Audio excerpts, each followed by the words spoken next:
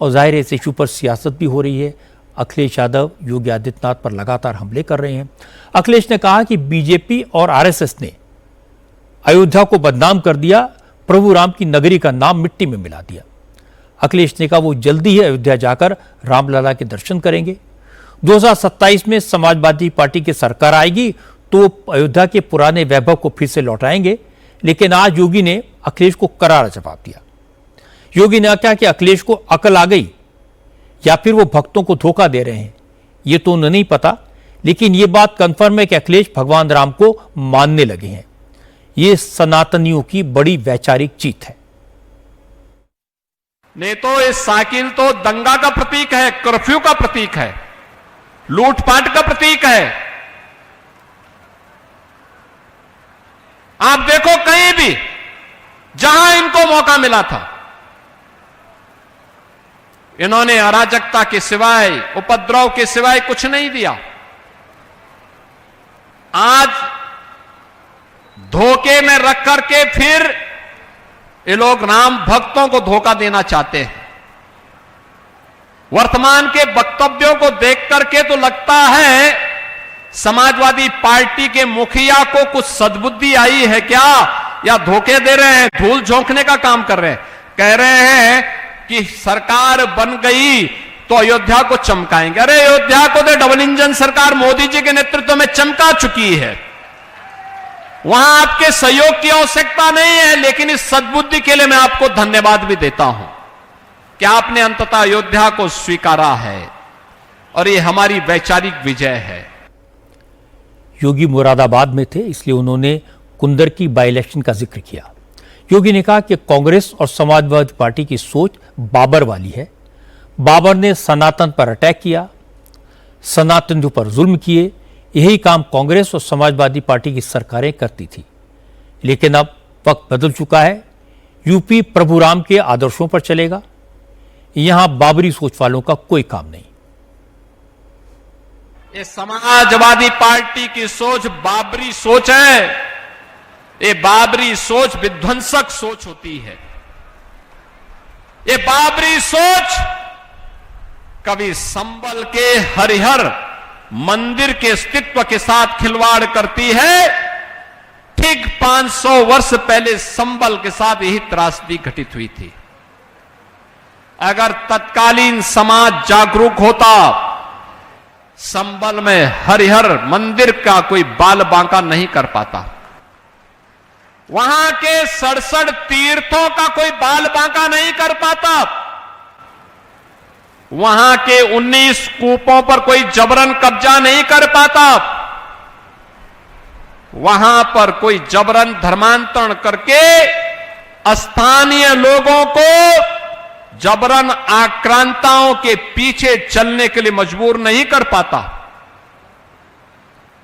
ये जो कांग्रेस और समाजवादी पार्टी की विभाजन करने की नीति है, यही बाबरी सोच है।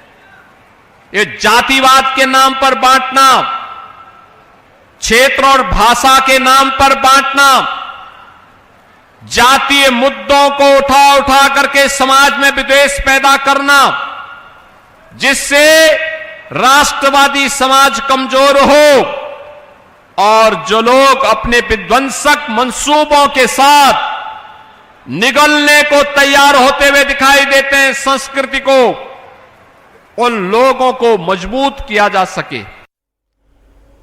असल में योगी इसलिए भी ज्यादा एग्रेसिव हैं क्योंकि अखिलेश यादव राम मंदिर के चढ़ावे की लूट के इशू पर बीजेपी को लगातार घेर रहे हैं।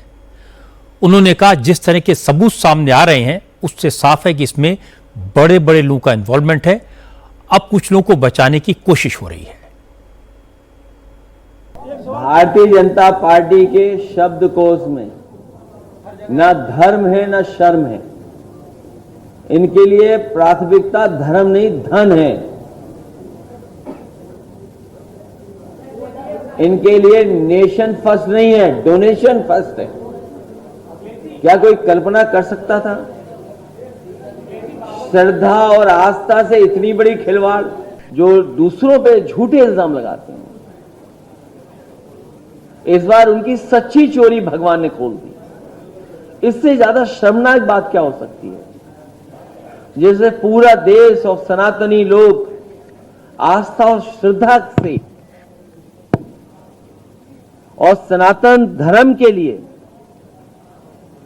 अयोध्या को इतना पावन स्थान मानते थे, वहां पर ही इन्होंने चोरी कर दी डोनेशन की। और सीसीटीवी में कैद है, कितनी बार सीसीटीवी बंद हुआ है वो कैद है। और सीसीटीवी का जो सीसी है,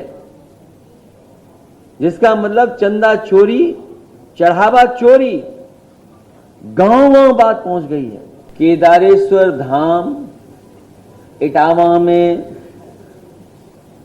शिव मंदिर के निर्माण पूरे होने के बाद मर्यादा पुरुषोत्तम राम जी के दर्शन करने जाएंगे। लेकिन योगी आदित्यनाथ ने कहा कि अखिलेश अब धर्म की बात कर रहे हैं, मर्यादा पुरुषोत्तम भगवान राम को याद कर रहे हैं, लेकिन शायद उन्हें पता नहीं है कि यूपी के लोग समाजवादी पार्टी की सरकार का जमाना भूले नहीं है। लोगों को याद है कि अखिलेश के जमाने में कैसी महफिलें सजती थी, जनता का पैसे कहां और कैसे उड़ाया जाता था। 17 के पहले कहां तत्कालीन मुख्यमंत्री के पास इतनी फुर्सत थी। वे बड़े घर में पैदा हुए थे।